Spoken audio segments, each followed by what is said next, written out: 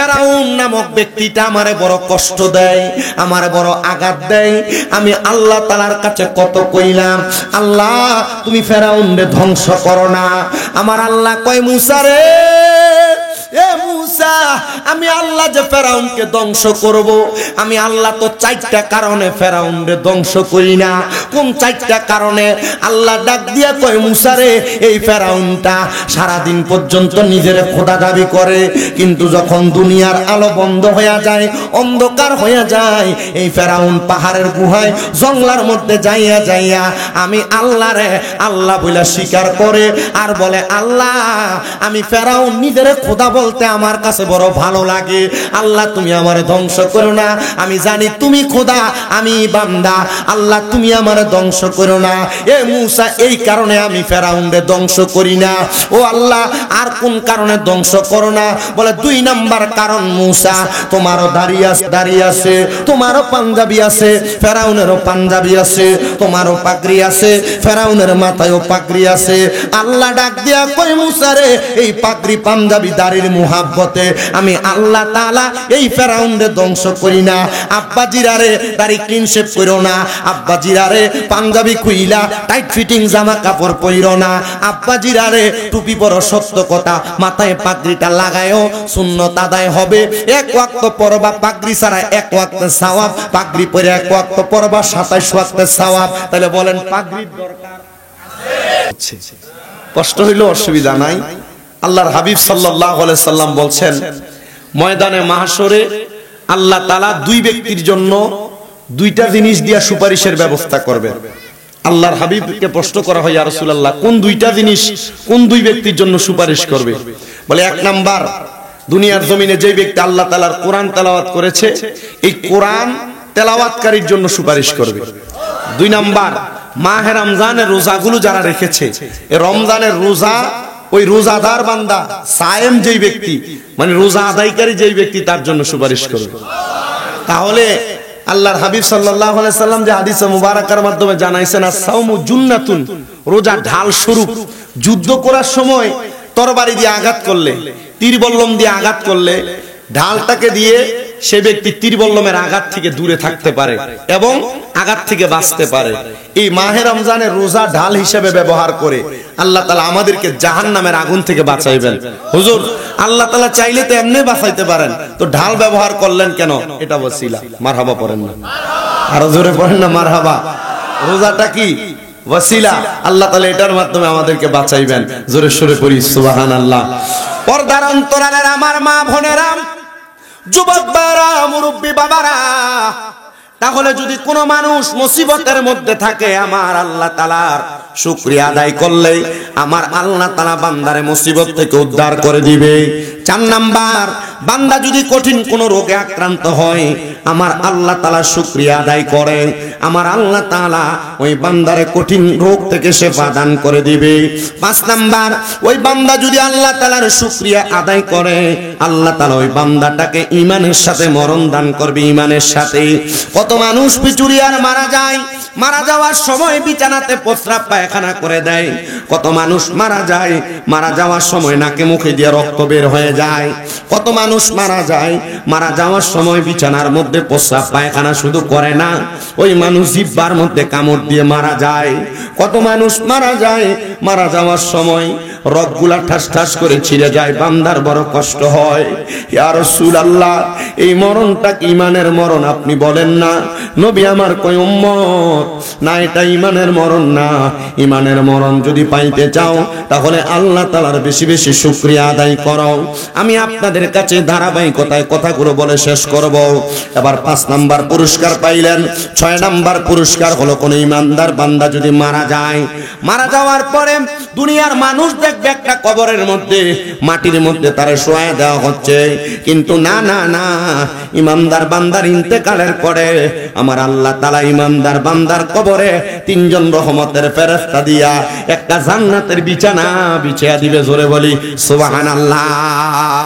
7 number নিয়ামত, ওই বান্দার কবরের মধ্যে কোনো আলো নাই, কোনো বাতাস নাই, কিন্তু ইমানদার যখন মারা যাবে আমার আল্লাহ তাআলা ইমানদার বান্দার কপালের মধ্য থেকে একটা নূর পয়দা করে দিবে। ওই নূরের মাধ্যমে ইমানদার বান্দার কবরটা আলোকিত হয়ে যাবে। চিন্তা করে দেখেন মুসলমান, আপনার আমার কবরে কোনো আলো থাকবে না। যদি ইমানদার হই তাহলে আল্লাহ তাআলা কপালের নূর দ্বারা কবর আলোকিত করবেন। তাহলে ওই ইমানদার কোন ইমানদার? যে ইমানদারের কপালটা সেজদায় অবনত হয়ে আমার আল্লাহ তাআলারে খুশি করতে পারছেন, আমার আল্লাহ তাআলার প্রশংসা করেছেন। 8 নাম্বার পুরস্কারটা বড় মজাদার। মায়ার নবী গো কেমন মজাদার, বলে হাসরের ময়দানে মানুষ যখন গামের সাগরে সাঁতার কাটবে, কারোর বুক পরিমাণ ঘাম থাকবে, কারোর নাভি পরিমাণ ঘাম থাকবে, কেউ ঘামের সাগরে সাঁতার কাটবে। আল্লাহ তাআলা ওই হাসরের ময়দানে ইমানদার বান্দাটাকে লাওয়ায়ে হামদের পতাকার নিচে জায়গা করে দিবে। জোরে বলি সুবহানাল্লাহ। আরে মুসলমান, শুধু তাই না, আমার আল্লাহ তাআলার বান্দা যখন ইন্তেকাল করবে হাসরের ময়দান থেকে ফুলসেরাত তার সামনে আসবে। ওই ফুলসেরাতটা আল্লাহ তাআলা শুকর গুজারকারী বান্দার জন্য বিসমিল্লাহ বলে কদম রেখে আলহামদুলিল্লাহ বলে দেখবে ফুলসেরাত পার হয়ে গেছে।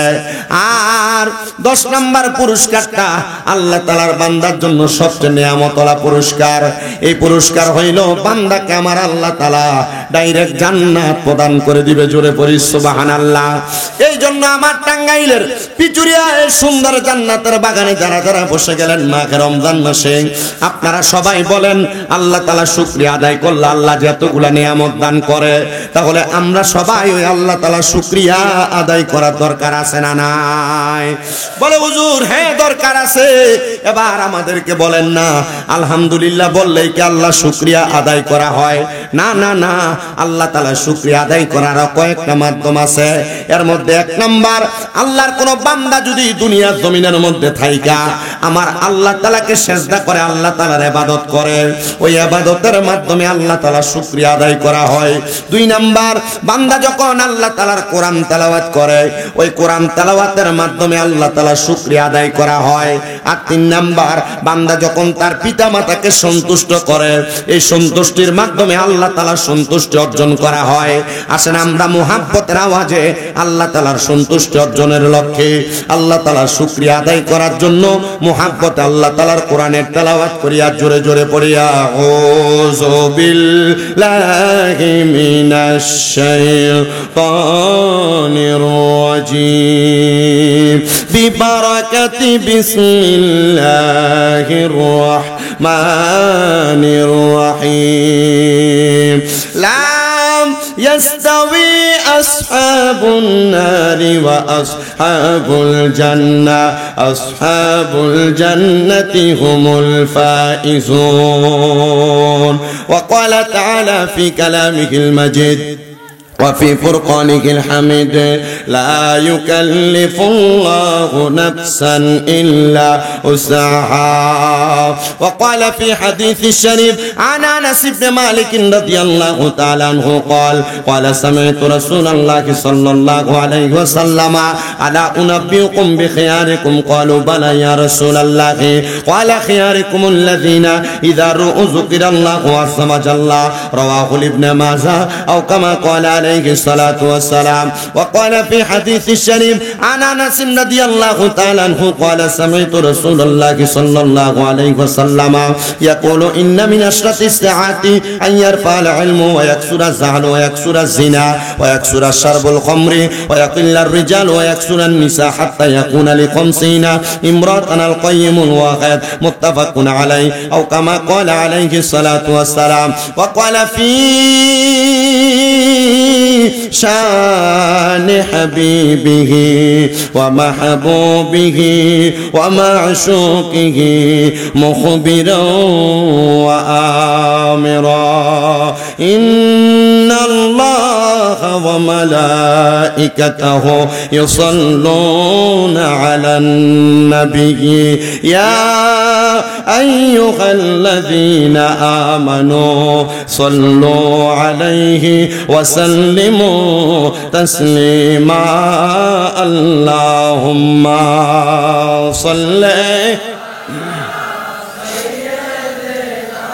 مولانا محمد وعلى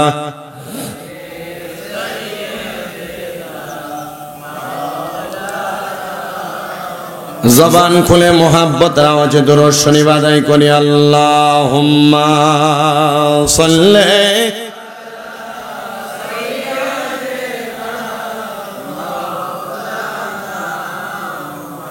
ওয়া আলা আলি সাইয়্যিদিনা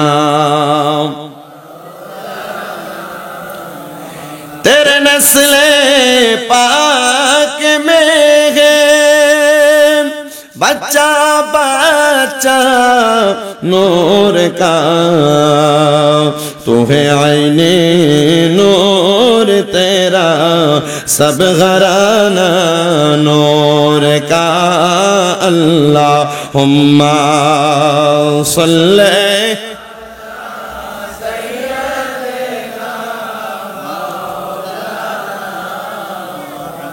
وعلى آل سيدنا নবীজির উপর দুরূদ শরীফ আদায় করতে কষ্ট হয় বাবারা? না, কষ্ট হয় না। যারা আশিকে রাসূল তাদের কষ্ট হবে না, কারণ আল্লাহর হাবিব মুহাম্মদুর রাসূলুল্লাহ সাল্লাল্লাহু আলাইহি ওয়াসাল্লাম নবী আমার বলেন, দুনিয়ার জমিনের মধ্যে যেই ব্যক্তি আমি নবীর উপর যত বেশি দুরূদ শরীফ আদায় করবে, আমার আল্লাহ তাআলা জান্নাতের মধ্যে ওই ব্যক্তিকে আমি নবীর তত কাছাকাছি রাখবে। আপনারা বলেন, আমরা সবাই নবীজির কাছাকাছি থাকতে চাই কি চাই না? অবশ্যই আমরা নবীর কাছাকাছি থাকতে চাই। নবী আমার বলে, উম্মত, দুনিয়ার জমিনের মধ্যে সবচাইতে বখিল হলো সেই ব্যক্তি। নবীজি সবচাইতে বখিল মানে কিপটা কোন ব্যক্তি আপনি বলেন না? নবী আমার জানিয়ে দেয়, যার সামনে আমি নবীর দুরূদ শরীফ আদায় করা হলো আর সেই ব্যক্তি তার জবানকে বোবার মতো করে রাখলো, তার মতো বখিল দুনিয়াতে আর কোনো ব্যক্তি নাই। এই জন্য আপনাদের কাছে আমার আবদার থাকবে, জবানকে বন্ধ না রেখে মুহাব্বতের আওয়াজে নবীজির দুরূদ শরীফ আদায় করবেন। কারণ আল্লাহর হাবিবের অপর হাদিসে মুবারাকার মধ্যে পড়ে দেখলাম, নবী আমার বলে, উম্মত, দুনিয়ার জমিনের মধ্যে কেউ যদি আমি নবীর প্রতি একবার দুরূদ শরীফ আদায় করে, আমার আল্লাহ তাআলা তার নামের উপরে জান্নাতের মধ্যে একটা বৃক্ষ রোপণ করে গাছ লাগায় দেয়। ও মায়ার নবী, জান্নাতের মধ্যে গাছ লাগাইলে আমাদের লাভটা কি হবে? বলে, জান্নাতের মধ্যে যত গাছ থাকবে ওই গাছের পাতার পরিমাণ সওয়াব দিয়া কাল মিজানের পাল্লার মধ্যে তোমার আমলনামাকে ভারী করে দেওয়া হবে। আসেন আমরা ওই আল্লাহ তাআলার খুশির জন্য রাসূলের পাকের উপর দুরূদ শরীফ আদায় করি, যেন আমাদের জন্য জান্নাত আল্লাহ তাআলা অবধারিত করে রাখেন। মুহাব্বতে পড়েন, আল্লাহুম্মা সাল্লি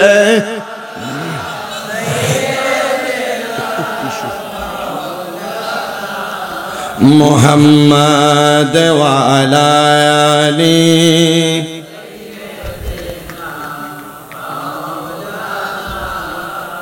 বেবে দেখো মনে মনে প্রেমনি করছো নবীর শনে, নইলে ঠেকবার রোজ হাসরে মুহাম্মাদিয়া রাসূলুল্লাহ। আল্লাহুম্মা সাল্লি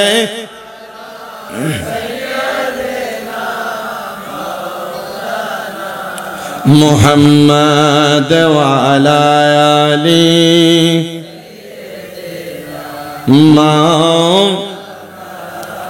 মুহাম্মদ লা ইলাহা ইল্লাল্লাহ লা কালেমা লা ইলাহা ইল্লাল্লাহ হাসবি রব্বি জাল্লাল্লাহ মা ফি কলবি গায়রুল্লাহ। নূরে মুহাম্মদ সাল্লাল্লাহ পড়েন, নূরে মুহাম্মদ ও লা ইলাহা ইল্লাল্লাহ লা ইলাহা ইল্লাল্লাহ লা গায়রে আল্লাহ ছাড়া মাবুদ নাই, আমার নবীজি ছাড়া ও পাই নাই।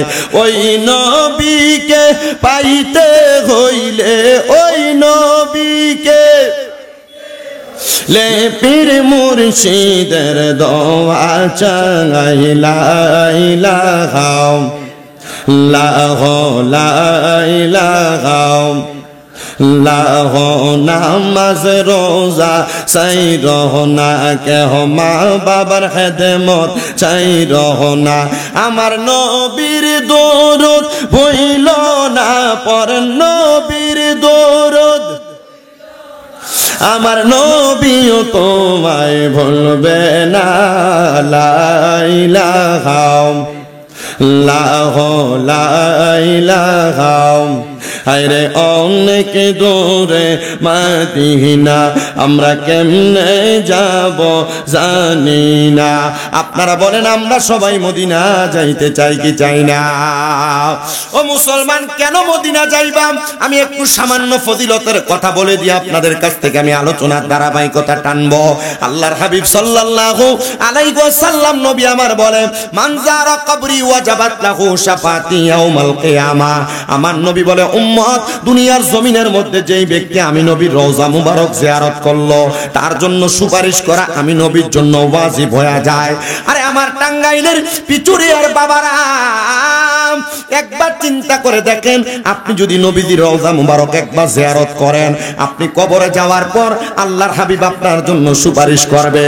আর আমার নবী যদি আপনার জন্য সুপারিশ করে গো, ওই সুপারিশের কারণে আল্লাহ তাআলা আপনার জান্নাত প্রদান করবে। বলে হুজুর, নবীর সুপারিশ করলে আল্লাহ জান্নাত দিবে, বিষয়টা তো একটু বোঝার আছে। হ্যাঁ, অবশ্যই বোঝার আছে।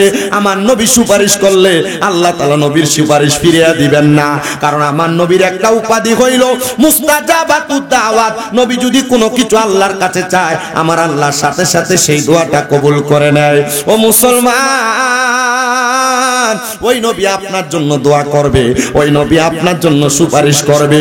ওই নবী যদি সুপারিশ করে গো, আপনার জান্নাতে যাওয়া অবধারিত হয়ে যাবে। আমি কয়েকদিন আগে অল্প কিছুদিন হয় মদিনা শরীফ জিয়ারত করে আসছি।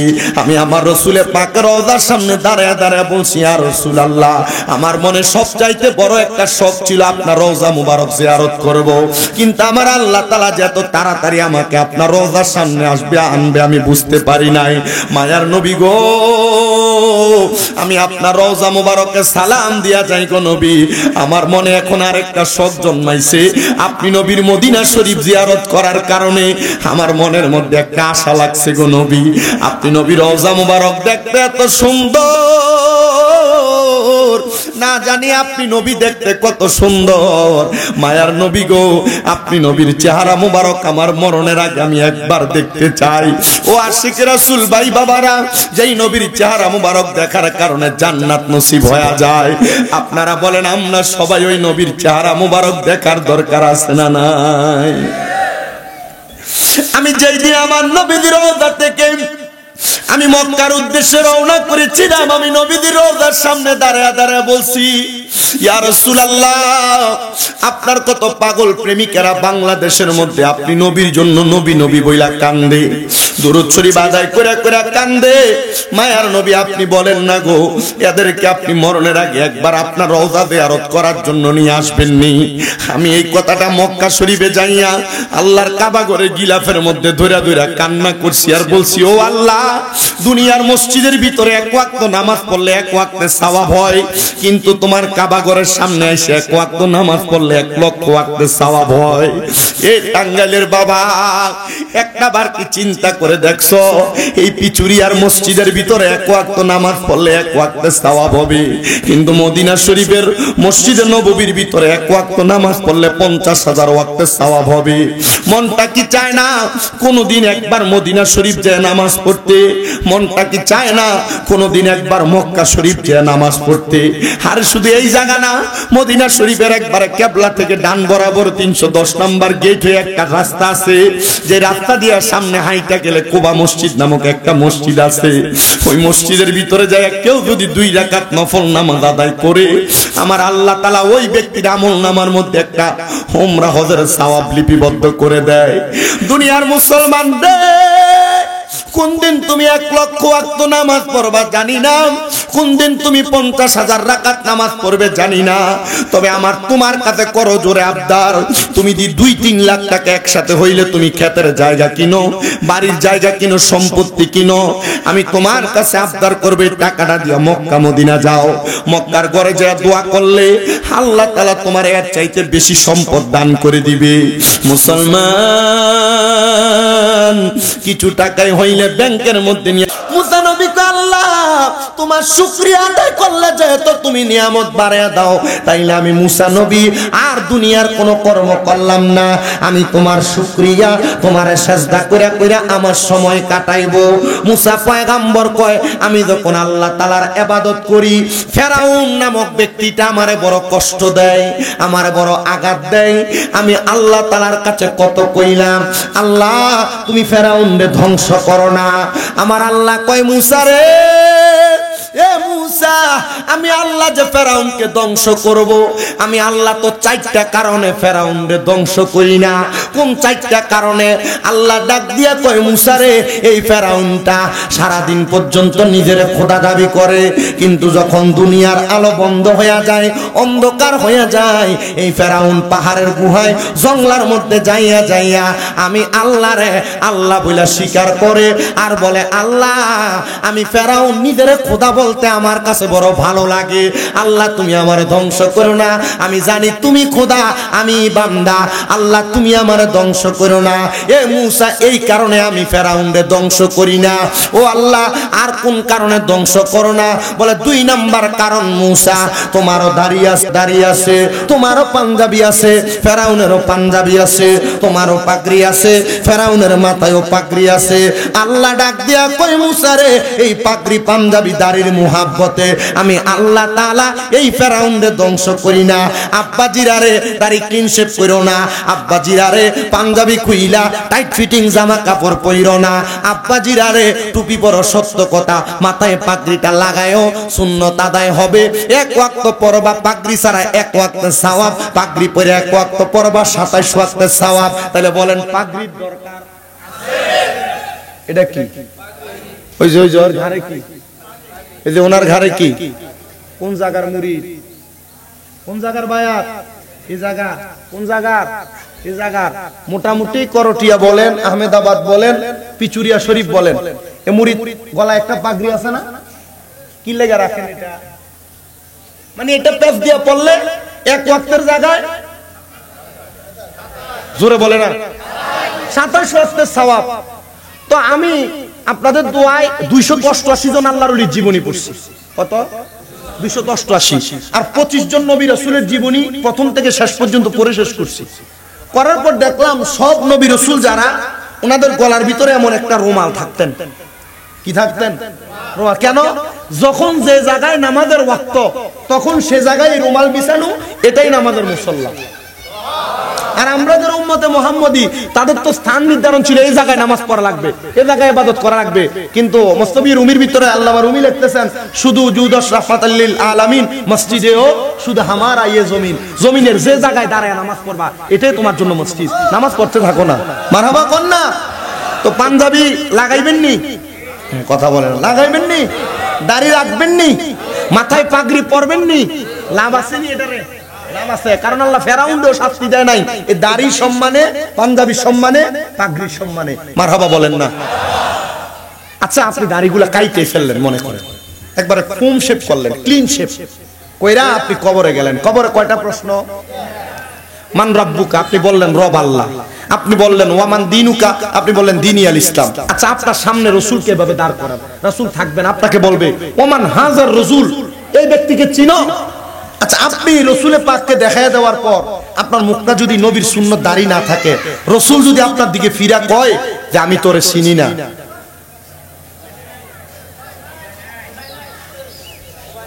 উপায় আছে? আরে রাসূলকে কবরে নবী হিসেবে পাওয়ার জন্য তো উম্মত দাড়িটা রাখতে পারেন। এই যে আমার দাড়িগুলো দেখতেছেন আপনারা, আমার কিন্তু দাড়ি ছিল না। আমি গত বছরও 1 বছর পর্যন্ত আমি দাড়ির কারণে মানুষের গালাগাল শুনছি। আমার ওয়াজের নিচে, আমি ওয়াজ করি, কবর খুব ভয়ঙ্কর জায়গা, কিয়ামতের আলামত খুব কঠিন, বেঈমান খুব কষ্ট পায় মারা যায়, আমার ওয়াজের নিচে লেখে বন্ড। ওয়াজের কি নিচে দেখতেছে ভণ্ড বেদাতি এটা সেটা লেখে। আমি চিন্তা করলাম কারণ কি, পরে একটা লেখছে এমন ভণ্ডের ভণ্ড ওয়াজ করে এতদিন পর্যন্ত কিন্তু কোনো দাড়ি নাই। আচ্ছা আমি আরে কিভাবে বুঝামু আল্লাহ আমার দাড়ি এখনো দেয় নাই? তা আমি পরে যেই ব্যক্তি আমার লেখছে ভণ্ড আর বেদাতি এত বছর ওয়াজ করে মুখে দাড়ি নাই, পরের প্রোফাইলে ঢুকলাম, ঢুকা দেখি এর মুখ ক্লিন শেভ করা। এক গুছা ব্যক্তিরে আরেক গুছা ব্যক্তি বলতেছে সোজা হয়ে দাঁড়া। ঠিক না? আসে না এই জাত মানুষ? দেখবেন যে এর কোনো কাম নাই, এ চা দোকানে বৈশা বৈশা এ ভালো না, এ ভালো না, এ খারাপ, এইটা করে, এ ওইটা করে, এ সেটা করে। এমন গীবতকারী আছে না নাই? মনে রাখবেন বেশি উপরের কথা নয়। আল গীবাতু আশাদ্দু মিনাজ জিনা, আল গীবাতু আশাদ্দু মিনাল কতল। দুইটা ব্যক্তি, এক নাম্বার যে ব্যক্তি গীবত করে, এই গীবত হলো জিনা করার চাইতে নিকৃষ্ট গুনাহ তার আমলনামায় হয়। আর এই গীবত কতল করলে, একটা মানুষকে জবাই করে দিলে যে গুনাহ হয়, একজন একজনের নামে ছোট্ট একটা গীবত করলে সেই গুনাহ হয়।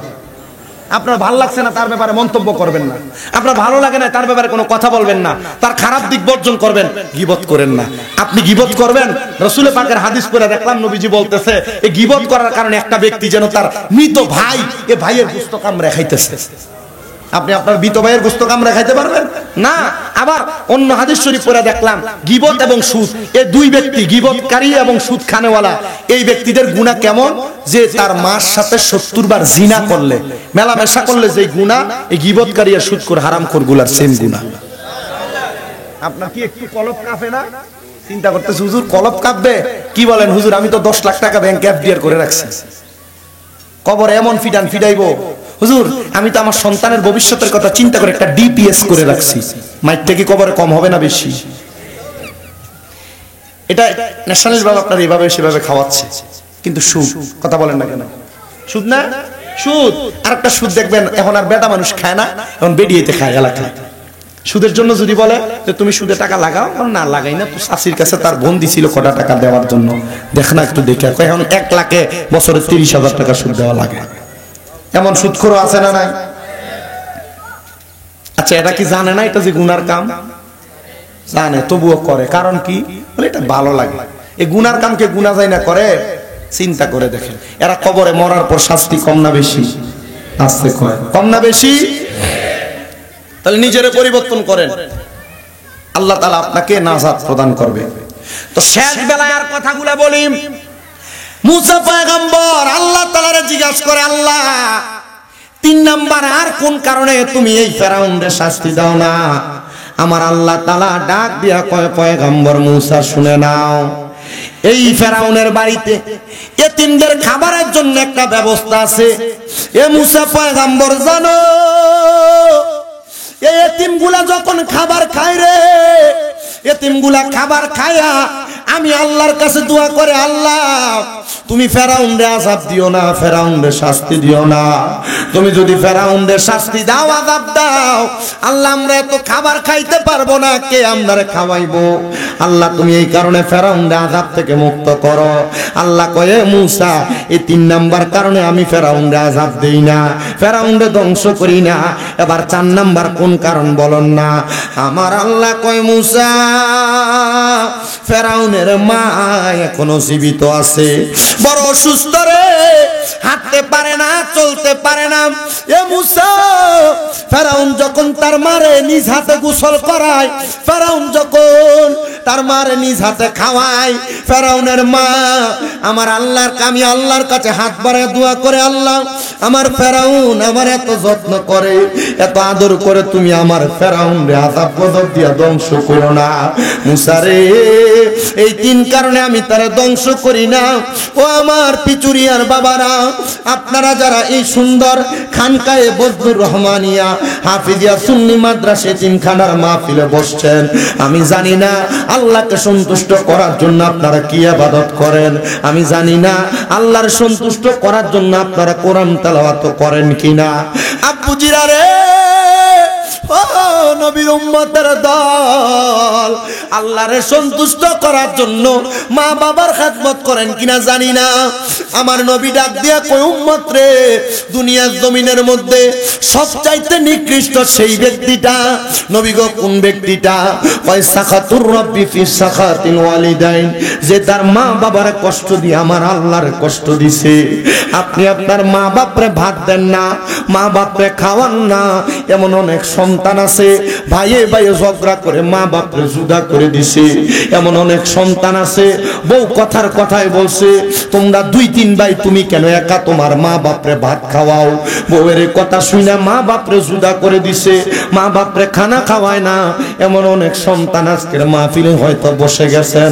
সন্তান তুমি কি ভুলে গেছো আল্লাহর নবীর কথা? রাদার রব্বি ফি রিদাল ওয়ালিদাইন, আম্মা আব্বার সন্তুষ্টিতে আমার আল্লাহ সন্তুষ্ট হয়ে যায়। কেউ যদি ওই মা বাপরে বাদ না দিয়া থাকো, কেউ যদি ওই মা বাপরে জুদা করে দিয়া থাকো, কেউ যদি ওই মা বাপরে দমক দিয়া থাকো, সন্তান দাও তোমার পাগুলা আমার সামনে দাও, আমি শামিম রাদার জিব্বা লাগায়া দিয়া তোমার পাও পরিষ্কার করে দিব। শুধু ওয়াদা করবা এখান থেকে বাড়িতে যাইয়া মার পায়ে ধরবা, বাবার পায়ে ধরবা, আম্মা আব্বার পায়ে ধরে বলবা মা ও আব্বা আমার আল্লাহর হস্তে মাফ করে দেন। যতক্ষণ পর্যন্ত তোমার মা বাবা মুখ দিয়া বলছে তোমার মাফ করে দিছি, ততক্ষণ পর্যন্ত মা বাবার কদম ছাইরো না।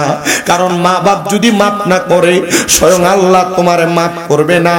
মা বাবা যদি তোমারে ক্ষমা না করে স্বয়ং আল্লাহ তোমারে ক্ষমা করবে না। ও সন্তান, অনেকে চিন্তা করে হুজুর যাদের বাড়িতে বাবা আছে তারা বাড়িতে যাইয়া বাবার পায়ে ধরে মাপ চাইবো, আমার তো আব্বা নাই, আমি কার পায়ে ধরে মাপ চাইবো? অনেকে চিন্তা করে হুজুর যাদের বাড়িতে মা আছে তারা বাড়িতে যাইয়া মার পায়ে ধরে মাপ চাইবো। সন্তান অনেকে চিন্তা করতেছে হুজুর আমার তো বাড়িতে মা নাই, আমি কার পায়ে ধরে মাপ চাইবো? ও সন্তান, ওই মা বাপ যদি কবরে থাকে কিছুক্ষণ পর আখিরি মুনাজাত হবে, আল্লাহর দরবারে হাত বাড়ায়া দিবা, আল্লাহ রব্বির হামহুমা কামা রব্বায়ানি সগীরা। আমার নবী জানায়া দেয় উম্মতের দলেরা, দুনিয়াতে কোন সন্তানের মা মারা যাওয়ার পরে, বাবা মারা যাওয়ার পরে ওই সন্তান যদি এই দোয়াটা কইরা চোখের মনি কোঠার মধ্যে একটা মাছির মাথা পরিমাণ পানি চাইরা দিয়া কান্না করে, ওই পানি মাটিতে পড়ার আগে আমার আল্লাহ তার মা বাবার জীবনের গুনাহ মাফ করে দেয়। ও আমার আজকে এই পিচুরিয়া শরীফের বাবারা, আপনারা যে জান্নাতের বাগানে বসছেন, হয়তো অনেক সন্তান বসছে হুজুর আমার মা আমার বাবা আমারে বড় কষ্ট করে মানুষ করছে, নিজে না খেয়া মা খাওয়াইছে। হুজুর এই রমজান মাসে সাহারির সময় ভোরবেলা আমার মা আমারে ডাইকা ডাইকা উঠাইছে। হুজুর এখন ভোরবেলা খাবার খাই কেউ ঠিক, কিন্তু মা জননীর চেহারা দেখি না। মা অন্ধকার কবরে, সন্তান বুইলা গেছো। সামনে যে ঈদের দিন আসবে, ঈদের সময় কত নতুন জামা কাপড় তোমার মা বাপ তোমারে কিনা দিছে। এমন অনেক মা বাবা নিজে কোনো নতুন জামা কাপড় পরে নাই, যদি প্রশ্ন করছে মা আপনি যে নতুন কোনো জামা কাপড় পরেন নাই, আব্বা পুরান লুঙ্গিটা পরে ঈদের ময়দানে যাইতো। ও আব্বা আপনি যে নতুন কোনো জামা কাপড় পরেন নাই, আব্বা বলতো রে সন্তান আমার কি আর এখন ঈদের বয়স আছে নাকি? আব্বা অভাবের কথা বলতেন না, অল্প কিছু টাকা থাকলে টাকা দিয়ে আপনি সন্তানকে নতুন জামা কাপড় আপনার বাবা কিনা দিছে। এখন আপনার কাছে টাকার অভাব নাই, আপনি আপনার আব্বারে 500 টাকা দিয়ে কিনে একটা লুঙ্গি পরাইতে পারেন না। আব্বা জান অন্ধকার কবরে, এ সন্তান তোমার এত লাখ টাকা কে খাইবো? এই সম্পদ থাকতে মা বাবার মতো রত্নটারে যত্ন করলা না। সন্তানের দল তোমার আম্মা বড় কষ্ট করে মানুষ করছে, ইফতারের সময় সুন্দর সুন্দর ইফতার তোমার সামনে থাকে, কত মানুষ তোমার ইফতার গুলা মুখে দেয়, কিন্তু তুমি তোমার মার মুখে ইফতার তুলা দিতে পারো না। দিবা কেমনে? তোমার মা দুঃখিনী অন্ধকার কবরে। সন্তানের দল আল্লাহর কাছে শুধু খাস কইরা কইরা দোয়া করবা, আল্লাহ আমার মা কবরে, আমার বাবা কবরে, আল্লাহ আমার বাবার কবরে জান্নাতি নিয়ামতের ব্যবস্থা করে দেন। সন্তান তোমার নেক দোয়ার কারণে আল্লাহ তোমার মা বাবার কবরে জান্নাতি নিয়ামতের ব্যবস্থা করবে। আমি জানি না রে ওই নিয়ামত পাওয়ার জন্য কত সন্তান জানি অপেক্ষা করে। রাহমাতুল লিল আলামিন নবী বলে, ও দুনিয়ার উম্মতের দল, কোন সন্তান যখন তার মার জন্য বাবার জন্য দোয়া করে রে, আমার আল্লাহ তাআলা ওই সন্তানের দোয়ার বরকতে তার মা বাপরে নাজাত দান করে দেয়।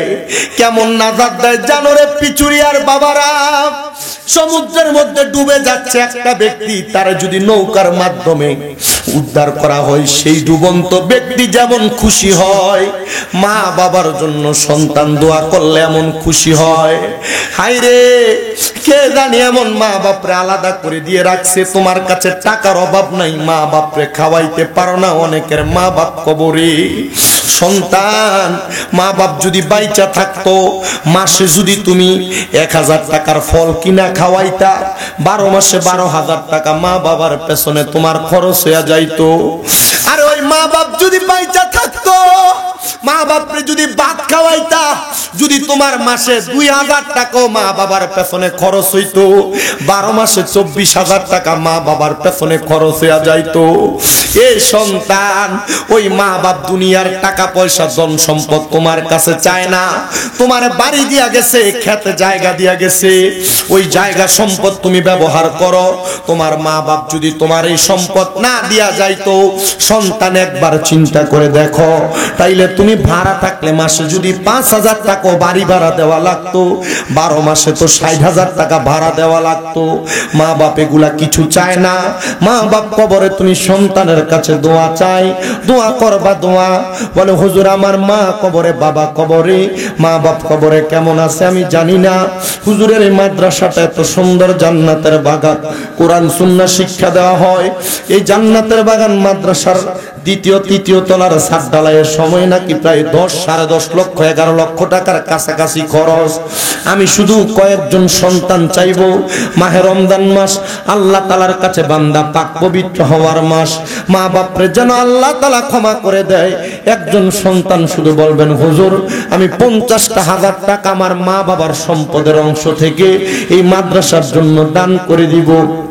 আছেন নাকি একজন সন্তান শুধু হাতটা বাড়াইয়া বলবেন, হুজুর আমি 50,000 টাকা আমার মা বাবার সম্পদের অংশ থেকে রমজান মাসে দান করে দিব। মনে রাখবেন, আস-সাখিউ হাবিবুল্লাহ, দানকারী ব্যক্তি আল্লাহর বন্ধু। 50,000 টাকা মাদ্রাসার জন্য দিয়ে দিবেন। যদি 50,000 না পারেন, 20,000 টাকার জন্য ওয়াদা করবেন, হুজুর আমি এখন পারবো না, 2 মাস পরে দিব। 2 মাস পরে পারবো না, 5 মাস পরে দিব। এমন একজন যদি থাকে, হুজুর 50,000 পারবো না, 20,000 টাকা আমার মা বাপ থাকলে মা বাবাকে খাওয়াইতাম। হুজুর মা বাপ থাকলে ঈদে মার্কেটিং করলে টাকা খরচ হইতো, আমি 20,000 টাকা দিব। আছেন নাকি একজন বাবা? শুধু হাত তুলবেন। মা বেঁচে নাই, বাবা বেঁচে নাই। ভালোবাসি তোমায় বাবা, বুকটা যে যাই ছিঁড়ে, তোমার কথা হৃদয় মাঝে পড়ছে বারে বারে। বাবা তুমি কেমন আছো ছোট মাটির ঘরে, তোমার কথা হৃদয় মাঝে পড়ছে বারে বারে। বাবা গো, ও বাবা, বাবা গো, ও বাবা, দরজাটা খুলতে খেয়ে যাই ধোকা। বাবা বুঝি বলছে এলে নাকি খোকা, বুকের ভিতরটা লড়ে চড়ে উঠে, সবাই আছে শুধু বাবা নেই, শুধু বাবা নেই। আছেন নাকি একজন সন্তান, হুজুর আমার বাবা থাকলে বাবারে হাত খরচ যদি দৈনিক 100 করে দিতাম, মাসে 3000, 12 মাসে অনেক টাকা চলে যাইতো। আছেন নাকি 20,000 টাকায় মাদ্রাসার জন্য দিবেন? বলে হুজুর 20,000 পারবো না, আমি 10,000 টাকা 1 মাস পর, 2 মাস পর, 3 মাস পর, 5 মাস পরে দিব। 10,000 টাকা দিবেন আল্লাহর ওয়াস্তে এই মাদ্রাসাটার কাজটার জন্য। আছেন নাকি একজন? শুধু হাত বাড়াইবেন, 10,000 দিবেন। একজন মানুষ, আমি 10,000 দেওয়ার মতো।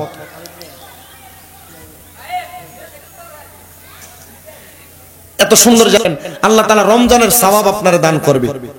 10,000 টাকা দেওয়ার মতো আছেন কেউ?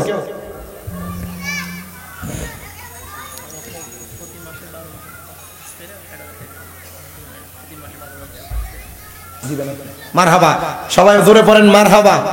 আমাদের আজকের জান্নাতের বাগানের যিনি আহ্বায়ক, আমাদের কলিজার টুকরা ওয়াইসিয়া শরীফ পিচুরিয়ার যিনি আহমদ আলী সাহেব হুজুর কেবলা শাহজাদা, উনি প্রতি মাসে 5,000 করে 12 মাসে 60,000 টাকা ওনার আব্বার কাছে দিয়ে দিবেন এই মাদ্রাসার জন্য। মারহাবা পড়েন, নারে তাকবীর। আপনারা দিবেন না জোরে তাকবীর দিবেন, একটু মুহাব্বতে তাকবীর দেন না। নারে তাকবীর, নারে রিসালাত।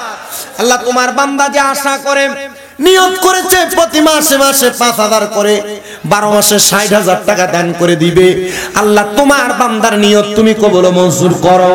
দানের হাদিয়া সোনার মক্কা মদিনায় পৌঁছাও। কামাই রুজিতে বরকত দাও, হায়াতে রিজিকে বরকত দাও, বিপদ আপদ বালা মুসিবত থেকে হেফাজত দান করো।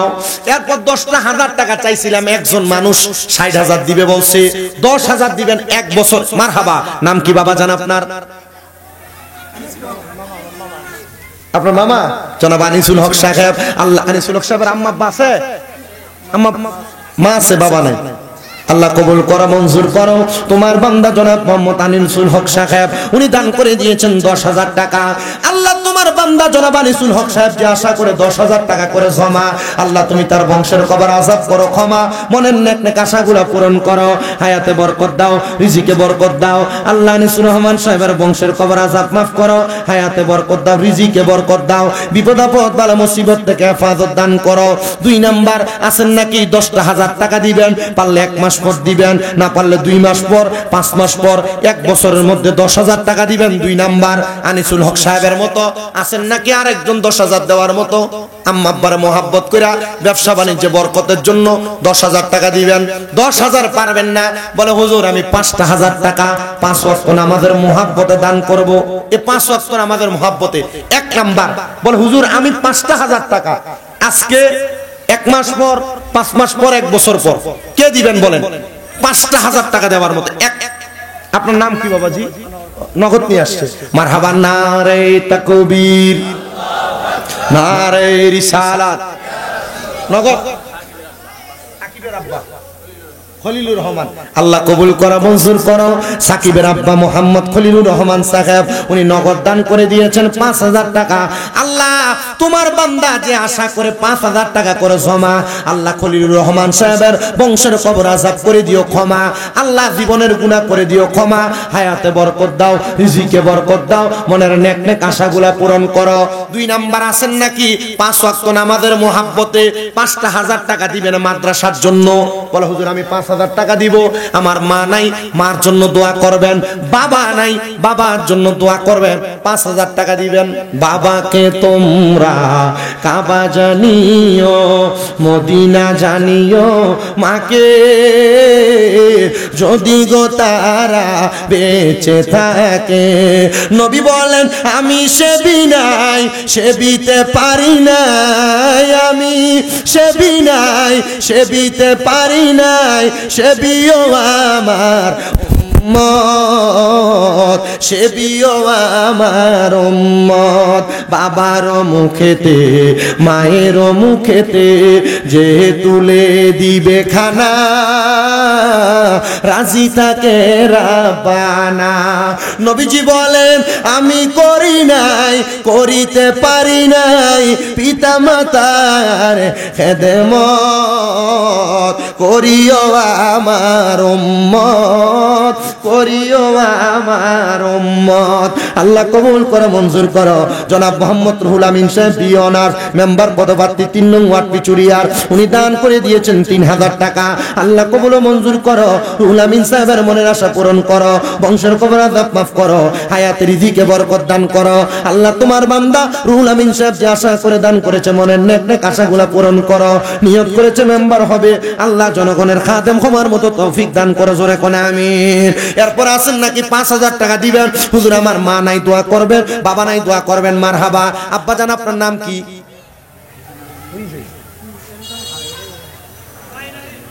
মাইন আলী সাহেব। মাইনের আম্মা আব্বা আছে? আম্মা সাব্বা নাই, আল্লাহ কবুল করো, মঞ্জুর করো। জনাব মোহাম্মদ মাইন আলী সাহেব, আল্লাহ তোমার বান্দা 5,000 টাকা করে যায় জমা, আল্লাহ তুমি তার বংশের কবর আযাব করে দিও ক্ষমা। আল্লাহ তোমার বান্দা যে আশা করে দান করেছে, মনের নেক নেক আশাগুলা পূরণ করো, হায়াত রিজিকে বরকত দাও। মাইন আলী সাহেবকে কবুল ও মঞ্জুর করে নাও। 3 নাম্বার কে দান করবে 5,000 টাকা 5 ওয়াক্ত নামাজের মুহাব্বতে 5,000 টাকা দান করবে? আপনার নাম কি? ফজলুর রহমান সাহেব। আল্লাহ তোমার বান্দা জনাব ফজলুর রহমান সাহেবের মা বাবা আছে? ভাইয়ের মাগফিরাতের জন্য দোয়া চাই, মা বাবা বেঁচে আছে, আল্লাহ ওনার ভাইয়ের মাগফিরাতের জন্য উনি দান করে দিয়েছেন 5,000 টাকা। আল্লাহ ফজলুর রহমান সাহেবের ভাইয়ের কবরটাকে নাজাতের ফয়সালা করো, আম্মা আব্বার হায়াতে বরকত দান করে দিও। আরে পৃথিবীতে মায়ের মতো আপন কেউ হবে না, হায়রে পৃথিবীতে মায়ের মতো আপন কেউ হবে না। তোমরা কোনোদিনও মায়েরই মনেতে কষ্ট দিও না, তোমরা কোনোদিনও মায়েরই মনেতে কষ্ট দিও না। কত পাপী আছে যে মাকে কষ্ট দেয়, মায়ের মনে কষ্ট দিয়ে অভিশাপ নেয়। হায়রে মায়ের মনে কষ্ট দিলে কষ্ট পায় রাব্বানা, তোমরা কোনদিনও মায়েরই মনেতে কষ্ট দিও না। আর আছে 5,000 দেওয়ার মতো? সবাই আমার সাথে বলেন কালিমে তাইয়্যিবা লা ইলাহা ইল্লাল্লাহু মুহাম্মাদুর রাসূলুল্লাহ সাল্লাল্লাহু আলাইহি ওয়াসাল্লাম। এই লা ইলাহা ইল্লাল্লাহ কালিমা তাইয়্যিবার ভালোবাসা কার কার আছে? আমার সাথে হাত তোলেন। আমারও আছে, আপনাদের আছে সবার? মারহাবা, আল্লাহ কবুল করেন, হাত নামান, আল্লাহ কবুল করেন। লা ইলাহা ইল্লাল্লাহ